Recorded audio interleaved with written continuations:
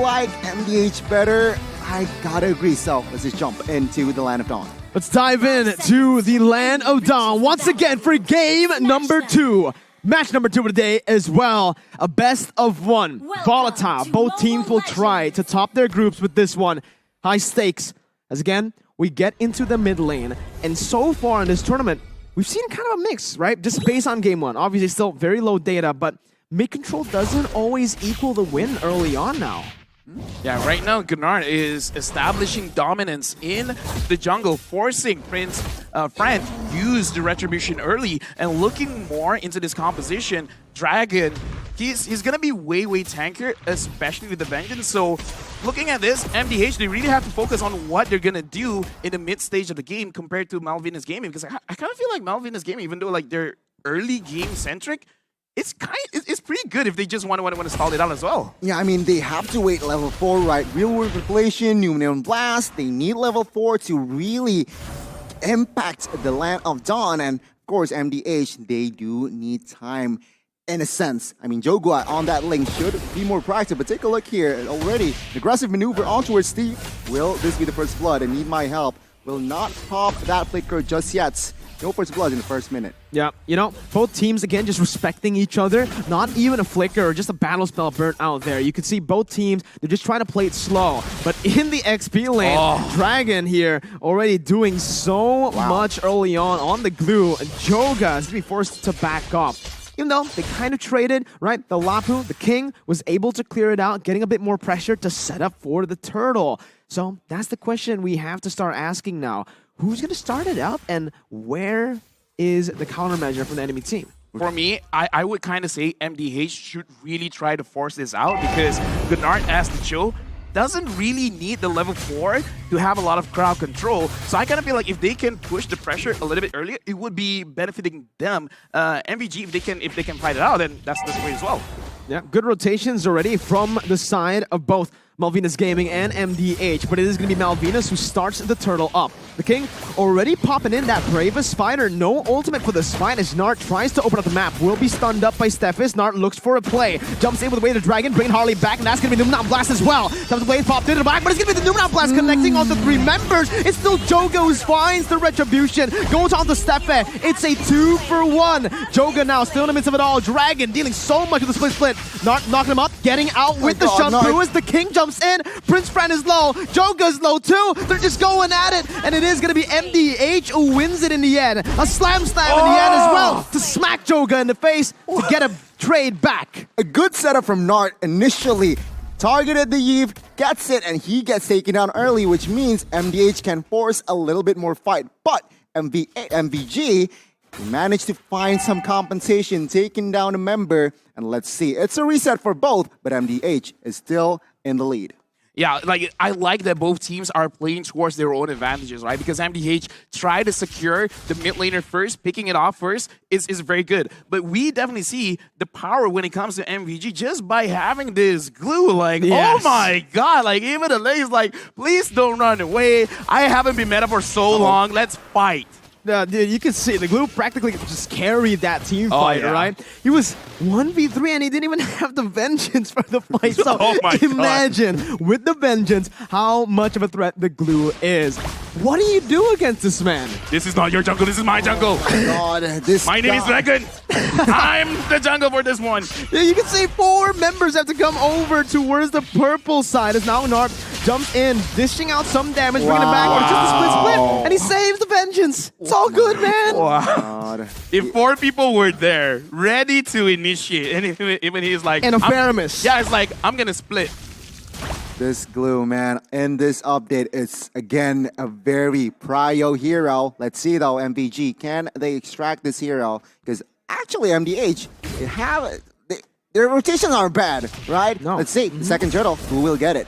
We'll see, right? It is towards the bottom side, and as you can see right now, both teams are still trying to play around that mid control. But we're going to take a look at Joga right now, as he's actually able to dodge away from Prince Francis' taunt. Nart making a mistake there, going to be dodged away from. Need my help.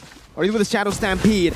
Both teams looking for it as Prince Fran and Joga wants to go for 50-50. Nart, an amazing actually kicked my God. there. It's going to be Joga who gets caught out. The turtle was actually taken away by Prince Fran as the King jumps in, dealing out some damage. Going to be able to use the Blazing Duet to clear out the mid lane. Dragon still surviving with the Vengeance, still coming in with a split, and he survives the team fight. In the end, he falls to need my help, but it's a 2-for-1 in favor of Malvinas. MVG with the equalize here. Take a look at the gold chip already in minute number 5. MVG Joel Crew almost picking up the kill earlier, but man, oh man, what a rotation. This guy rotates from top side to help the turtle. LaFell. I gotta say, man, I kind of feel like we just gotta focus on the EXP laners, man, because Yeah. the King as well as You're Dragon, they're asserting dominance, and MDH, this does show Need My Help on this Faramis is a very good counter towards the Glue because he had a lot of HP, but now, is trying to run away. Oh man, not having the sprint, jumps back to the battle mirror image just for Joel Crew to pick up that kill. And now it's really shaping up to be the game that we expected, with Malvinas controlling the early game.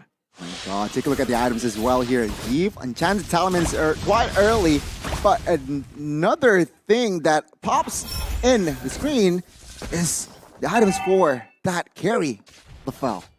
Yeah, honestly, I like that every single team has adjusted. Instead of focusing entirely on getting one core item, they're just kind of like splitting up, making sure that they get some passes from the item, like the Fury Hammer, as well as the Steel Lake Place, just to have extra stats on your hero so that you can actually do a lot in the early stages of the game and mitigate any kind of engagement that the enemy tries to fight. Yeah, and right now, Nart again going in for that aggressive play. 2 times now he's been caught with that play.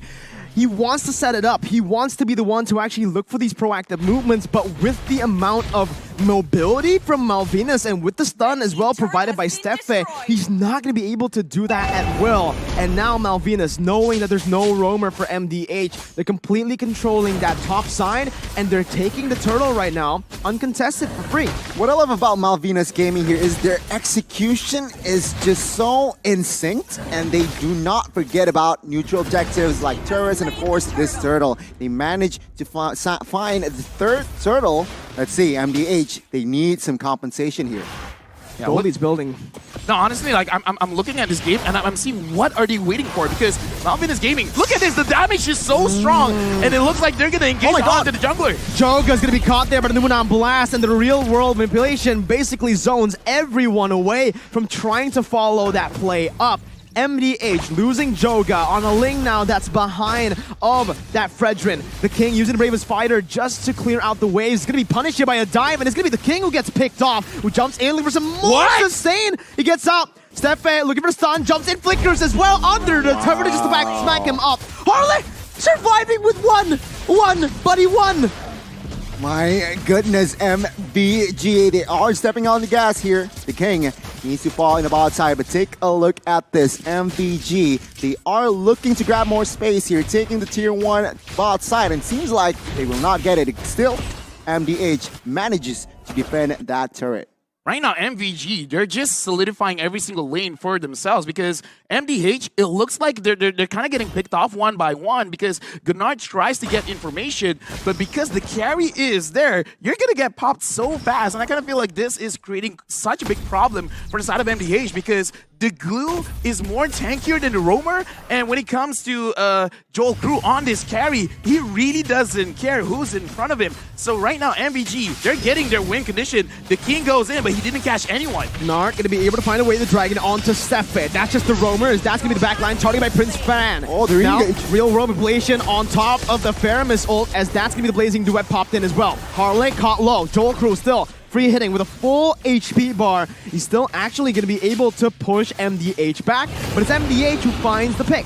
Man, I can see why Carry has been such a prior today. Remember, in the first game, Carry was also picked up by Blacklist, and now another team fight is brewing up here, Mirko. No, Seems it's not like a team fight when there's Dragon, right? That's It's just, true. hey, he walks He's wherever he wants harassing. to He's go. harassing the members of MDH. But again, the First Lord is up now. It's very critical situation, especially for MDH. Nart looking for the play, gets Prince Fran right there, but there's no follow-up, as that's the real world inflation that actually locks them down. Need my help with no cult altar. Gonna be gunned down. That's the damage coming through, and is gonna fall for the 2nd time in this game to Joel Crew, who's absolutely massive right now. MDH, how do they contest for the turtle or the Lord now? Honestly, I kind of feel like they gotta slow things down a little bit because they've been, okay, even in the fight where they're all clumped up together, somehow MVG forces MDH to go left and right, never together. So far, we've seen MVG controlling the movement of MDH. You guys have to split up, and when they do split up, it's usually the damage dealers all alone, making it so that they're very vulnerable to any kind of damage coming in from MVG. So right now, MVG, they're telling MDH, you go left, you go right. Yeah. I'm shot calling for you. I mean, you're right, MDH, they need to pick their battles here. They do not want to get driven by the side of MVG. MVG now, with the Lord push, has established a 3,000 gold lead. But take a look at this, another purple invade perhaps. Nart again in the midst of it all, gonna be actually melted down there. That's Joku dealing so much. The Cult Altar just to save him as Joga gets out. Doesn't get the purple buff, however. It's still Prince Fran who wins out that retry battle. And it is getting from bad to worse from MDH, with Malvinas completely controlling the map and even claiming MDH's jungle. Yeah, right now, honestly, man, I gotta say, this is just the second game of the day, but we can see the strength of Carry as well as Blue. MVG, they're sticking to their guns. They're actually trying to get one of the turrets here, but it looks like a very good defense coming in from MDH, but no, never mind. The King got caught, and the King is taking so much damage, but he still survives. What is that damage, my guy? Oh my goodness, Joku is an absolute monster on the carry right now. You can see here MDH already executing the split push potential that they have, because take a look at the items, take a look at the gold here. Carry 8,000 No gold. golden staff yet. No golden staff No yet. golden staff Exactly. yet. So this is crazy. Explain. Okay, here's the thing, right? It looks like in terms of the players, there's two ways that you want to go with your build. Number one, quickly get your Corrosion Scythe, your Demon Hunter Sword, as well as your Golden Staff. But if you want to play a little bit more disciplined, you delay the Golden Staff just a little bit so that you get your Wind of Nature first, making it so that even if you do get engaged on, you can survive if your tank or your roamer is not there to protect you. So looks like in this game, Malvinas Gaming, they just do not want to lose their advantage that they've already piled up against MDH. So going for the safe pick, that's good. That's so unfortunate for Nart, man. He goes on to Harley, but the kick did not go through all the way. Hehe still on the back line with a Blazing Duet, dealing a whole lot of damage, but Joku does more. Dragon now on to Hehe, who has the sprint. Hehe is running for the hills, gets out with a Battle Mirror image, and it's a 1-for-1. Nart for Harley, which is technically worth it, but oh my god, okay, we're good. We're good. Don't snitch, don't snitch. But there you go, he made it. But yeah, back to your point here, LaFell. A very intelligent item from the side of Joku. He doesn't want to. He knows he is dominated. He's dominating enough the damage. game, but he has enough damage, so let's be more respectful. But now, the Lord is up. This is Enhanced Lord, so MDH, they need to figure something out. I kind of feel like if Joga can get a way to get onto Joku, that's great. But we can see that Gunnar has been trying, and every single time he tries, he dies. It's not a good situation to be in. And hey, just got down by Dragon. Oh. What did you do, Dragon? Dragon, look at him. He just walks up menacingly and 4 people have to back off. Dragon is just dragging everyone all around. Oh my, look at him. He's just walking with swag, man. He looks like he doesn't care. He doesn't care. He dragged him from the mid lane all the way back to the base. He doesn't care, man. He doesn't care. It's a good mindset to be in when you don't have to care. This is why you ban glue. I feel like in this match, in this current tournament, if you're the first pick, you should prior glue, and if you're the second pick, you just ban that glue out. Let's see here, the offense and defense for both teams seems like MVG. With this goal established already, they might take 2 basers if they're lucky. If MDH screws up, let's see. The King now jumping with the bravest fighter. What? Oh my goodness, the Gold Altar isn't enough. He flickers out just to die towards Joku. Oh my god, does he have Golden Staff? Please tell me he has Golden Staff now, right? Yeah. Mirko, Gani, answer this riddle. LaFell. What are you going to do against someone that doesn't die and someone that does too much damage? You run. You run. Thank you very much. I do agree. You run. That's okay. That's good riddle. It's a logical answer. That's a logical answer. Yeah. Exactly. But let's It's not see. the answer I'm looking for, but it's logical. Okay. What's the answer you're looking for? I'm looking for an engage by MVG. And they are doing it right now. Need my help. Gonna be taken down. Nart now still trying to zone the other members away. Jumps in with the G Kundo, but is not gonna be able to find the way to Dragon as the King jumps in with the Bravest Fighter. But again, it's just a Cult Altar defensively. There's no counterplay right now towards what God. Malvinas are doing. They're even just walking into turret range of the base turret, dishing out some damage, sieging it down with no minion waves. They are absolutely controlling this game. Looking bleak for MDH. They are now behind 6,000 gold. Oh my god, another engage. Again, Dragon here, he just jumps in and he is going to be able to zone away with a nature pop, but that's the magic damage coming through. Joel Crew, free hitting on the back, getting the double. The King, who has the damage reduction, will not be able to survive this. That's the mid-base turret taken out without a minion. A single minion wasn't necessary for Malvinas. It's a triple kill over to Joel Crew. Joga and Need My Help now trying desperately to save the game. Dragon still able to jump in with a slam. Joel Crew targeting the base, and it's going to be Malvinas Gaming who tops their group for now. 1-0 up against MDH. The runner-ups from Latin America managed to squeak the win here in our second match of the opening day. Congratulations, but my god, what an execution by Dragon. They just forced themselves towards victory. They just walk up and be like, if you guys want to fight, we will accept the fight, but you have to accept